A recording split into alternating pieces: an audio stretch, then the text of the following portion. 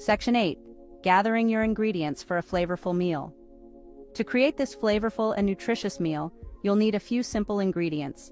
Grab a boneless, skinless chicken breast, some fresh broccoli and cauliflower florets, olive oil, salt, pepper, and your favorite herbs and spices. Opt for organic chicken if possible, and feel free to experiment with different herbs and spices to customize the flavor to your liking. Rosemary, thyme, garlic powder, and paprika all work wonderfully with chicken and roasted vegetables. Section 9. Roasting to Perfection, a step-by-step guide. Preheat your oven to 400 degrees Fahrenheit. While the oven is heating, prepare the chicken and vegetables. Rinse the chicken breast and pat it dry with paper towels. Place it in a baking dish and drizzle it with olive oil. Season generously with salt, pepper, and your chosen herbs and spices. Next, chop the broccoli and cauliflower into bite-sized florets. Toss them in a separate bowl with olive oil, salt, and pepper.